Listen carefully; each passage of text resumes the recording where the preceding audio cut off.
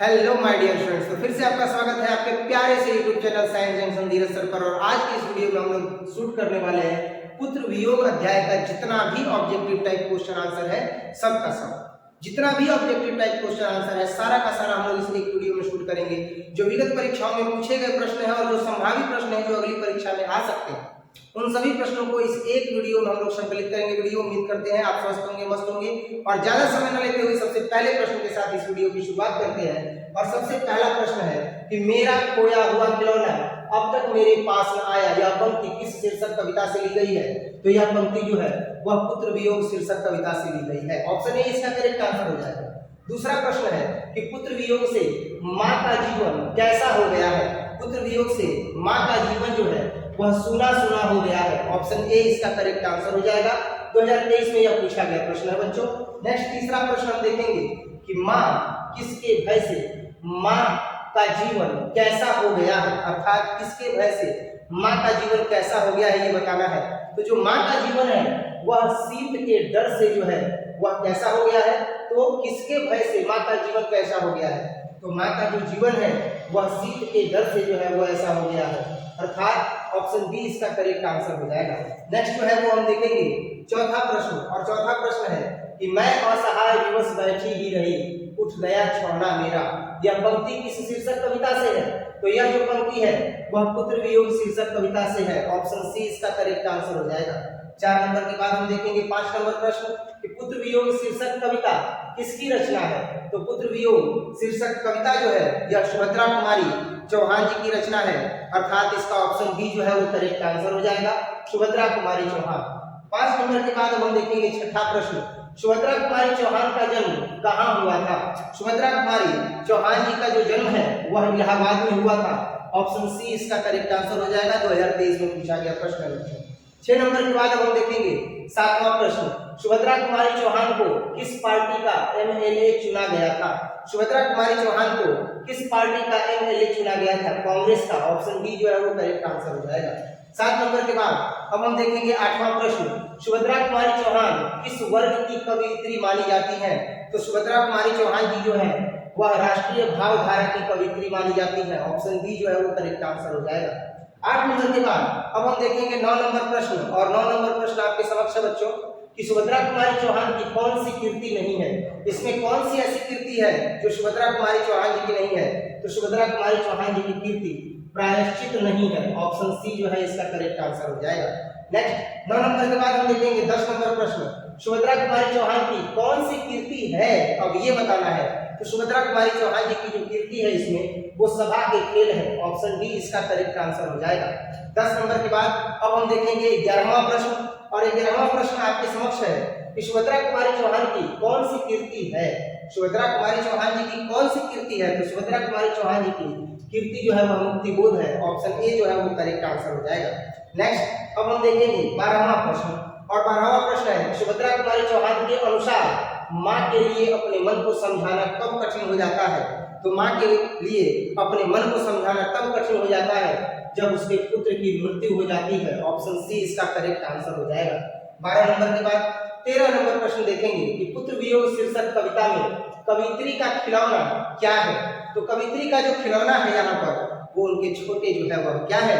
तो वह उनके जो है वो छोटे पुत्र है, अर्थात उनके जो पुत्र हैं यही उनके छोटे खिलौने हैं। ऑप्शन ए इसका करेक्ट आंसर हो जाएगा। 13 नंबर के बाद हम देखेंगे 14 नंबर प्रश्न कि सुभद्रा कुमारी चौहान का निधन कैसे हुआ? सुभद्रा कुमारी चौहान का निधन कैसे हुआ? तो सुभद्रा कुमारी चौहान जी का निधन कार दुर्घटना में हुआ। ऑप्शन ए जो है वो करेक्ट आंसर हो जाएगा। नेक्स्ट 14 नंबर के बाद हम देखेंगे 15 नंबर प्रश्न। आप सब देख रहे हैं प्रश्न कभी न कभी पूछा गया है विगत परीक्षाओं में। तो 15 नंबर प्रश्न है कि वर्ग 9 तक की पढ़ाई के बाद शिक्षा अधूरी छोड़ करके कौन कवित्री ऐसी है जो असहयोग आंदोलन में कूद पड़ी थी? तो असहयोग आंदोलन में कूदने वाली जो है वो कौन थी? तो सुभद्रा कुमारी चौहान जी थी। ऑप्शन डी इसका करेक्ट आंसर हो जाएगा। 15 नंबर के बाद अब हम देखेंगे 16 नंबर प्रश्न। 16वां प्रश्न, सुभद्रा कुमारी चौहान का जीवन सूना सूना क्यों हो रहा है? तो सुभद्रा कुमारी चौहान जी का जो जन्म है वह सुभद्रा कुमारी चौहान जी का जो जीवन है वह सूना सूना इसलिए हो रहा है क्योंकि उनके पुत्र का असमय जो है वह निधन हो गया है। ऑप्शन सी इसका करेक्ट आंसर हो जाएगा। 16 नंबर के बाद अब हम देखेंगे 17 नंबर प्रश्न बच्चों। 17 नंबर प्रश्न बड़ा ही सिंपल है कि सुभद्रा कुमारी चौहान स्वयं को असहाय क्यों कहती है। तो वह स्वयं को असहाय इसलिए कहती है क्योंकि उनका पुत्र जो है वो उनसे बिछड़ गया है, पुत्र मृत्यु को प्राप्त हो गया है, अर्थात पुत्र वियोग के कारण वह स्वयं को असहाय कहती है। ऑप्शन बी करेक्ट आंसर हो जाएगा। 17 नंबर के बाद है 18 नंबर प्रश्न कि पुत्र वियोग कविता में कवयित्री के किसके लिए पत्थर को देवता मान करके पूजी है। तो एक पुत्र के लिए जो है वह पत्थर को भी देवता मान करके पूजी है। तो 18 नंबर का जो ऑप्शन डी है वो क्या हो जाएगा, करेक्ट आंसर हो जाएगा। नेक्स्ट 18 नंबर के बाद हम देखेंगे 19 नंबर प्रश्न कि गुलामी का नशा किसकी रचना है। 2022 में जो है पूछा गया प्रश्न है, गुलामी का नशा किसकी रचना है। तो जो गुलामी का नशा है वह किसकी रचना है। तो जो गुलामी का नशा है वह ठाकुर रामनाथ सिंह जी की रचना है। 19 का जो है वह बी करेक्ट आंसर हो जाएगा। ठाकुर रामनाथ सिंह जी की रचना गुलामी का नशा है। 19 नंबर के बाद हम देखेंगे 20 नंबर प्रश्न और 20 नंबर प्रश्न है कि सुभद्रा कुमारी चौहान के पति का क्या नाम था। सुभद्रा कुमारी चौहान जी के पति का क्या नाम था। तो सुभद्रा कुमारी चौहान जी के पति का नाम ठाकुर लक्ष्मण सिंह था। ऑप्शन ए इसका करेक्ट आंसर हो जाएगा बच्चों। नेक्स्ट 20 के बाद हम देखेंगे 21 नंबर प्रश्न, बिखरे मोती क्या है। तो जो बिखरे मोती है वह क्या है, उपन्यास की रचना है, निबंध संकलन है, काव्य संकलन है। नहीं, बिखरे मोती जो है वह कहानी संग्रह है। ऑप्शन डी इसका करेक्ट आंसर हो जाएगा। 21 नंबर के बाद अब हम देखेंगे 22 नंबर प्रश्न कि सरोज स्मृति किसकी रचना है। सरोज स्मृति किसकी रचना है, क्या पंत की रचना है, क्या निराला की रचना है, महादेवी वर्मा जी की रचना है या सुभद्रा कुमारी चौहान जी की रचना है। तो पंत जी की रचना है या निराला जी की रचना है ये बताना है कौन। तो सरोज स्मृति किसकी रचना है। तो सरोज स्मृति जो है वह निराला जी की रचना है। ऑप्शन बी जो है वो करेक्ट आंसर हो जाएगा। 22 नंबर के बाद अब हम देखेंगे 23 नंबर प्रश्न। 23वां प्रश्न है बच्चों आपके समक्ष कि क्राफ्ट वेट गर्ल्स स्कूल में सुभद्रा कुमारी चौहान की प्रिय मित्र कैसी थी। तो यहाँ पर अगर हम इनके प्रिय मित्र के बारे में बताएं तो इनकी प्रिय मित्र जो थी वो महादेवी वर्मा जी थी। अर्थात सुभद्रा कुमारी चौहान जी की जो प्रिय मित्र थी वो कौन थी। तो महादेवी वर्मा जी थी। ऑप्शन ए इसका करेक्ट आंसर हो जाएगा। 23 नंबर के बाद अब हम देखेंगे 24 नंबर प्रश्न बच्चों कि सुभद्रा कुमारी चौहान का प्रतिनिधि कविता संग्रह कौन है। तो सुभद्रा कुमारी चौहान जी का प्रतिनिधि कविता संग्रह जो है वह मुकुल है। ऑप्शन बी जो है इसका करेक्ट आंसर हो जाएगा। नेक्स्ट 24 नंबर के बाद अब हम देखेंगे 25 नंबर प्रश्न, सुभद्रा कुमारी चौहान का जन्म कब हुआ था। तो सुभद्रा कुमारी चौहान जी का जन्म कब हुआ था। सुभद्रा कुमारी चौहान जी का जन्म 16 अगस्त 1904 ईस्वी को हुआ था। ऑप्शन ए इसका करेक्ट आंसर हो जाएगा बच्चों। 25 नंबर के बाद हम देखेंगे 26 नंबर प्रश्न और 26 नंबर प्रश्न है कि सुभद्रा कुमारी चौहान के पिता का नाम क्या था। ये 2020 में पूछा गया प्रश्न है कि सुभद्रा कुमारी चौहान के पिताजी का क्या नाम था। तो सुभद्रा कुमारी चौहान जी के पिता का नाम ठाकुर रामनाथ सिंह था। ऑप्शन सी इसका करेक्ट आंसर हो जाएगा। 26 नंबर के बाद देखेंगे 27 नंबर प्रश्न और 27 नंबर प्रश्न है कि सुभद्रा कुमारी चौहान की लिखी कविता कौन सी है।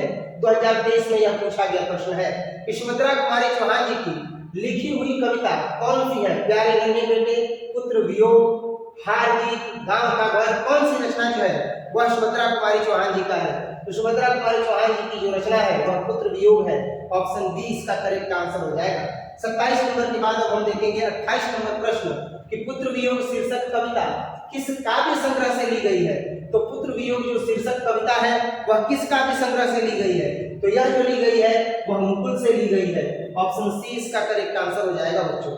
28 नंबर के बाद अब हम देखेंगे 29 नंबर प्रश्न, छोड़ो काम या छोड़ काम दौड़ कर आई, माँ कहकर जिस समय पुकारा। ये जो है वह पंक्ति किस कविता से ली गई है। तो यह जो पंक्ति है वह पुत्र वियोग कविता से ली गई है। ऑप्शन सी इसका करेक्ट आंसर हो जाएगा।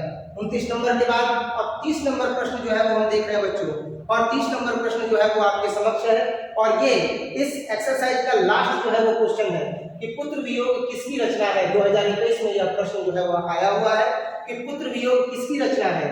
तो पुत्र वियोग जो है वह सुभद्रा कुमारी चौहान जी की रचना है। ऑप्शन ए जो है इसका क्या हो जाएगा, करेक्ट आंसर हो जाएगा। इस तरीके से पुत्र वियोग चैप्टर में जितने भी क्वेश्चंस थे जो कि आगामी परीक्षा में पूछे जा सकते हैं या ऐसे प्रश्न जो विगत परीक्षाओं में पूछे जा चुके हैं उन सभी प्रश्नों का संकलन इस एकमात्र वीडियो में लेकर के आए थे। उम्मीद करते हैं कि ये सारे के सारे प्रश्न आपकी आगामी परीक्षा में बहुत ही महत्वपूर्ण साबित होंगे। अगर आपने इसे पढ़ लिया तो निश्चित तौर पर आप बेहतरीन अंक जो है वह अर्जित कर पाएंगे अपनी होने वाली एग्जामिनेशन में, अपने होने वाली आगामी परीक्षा में।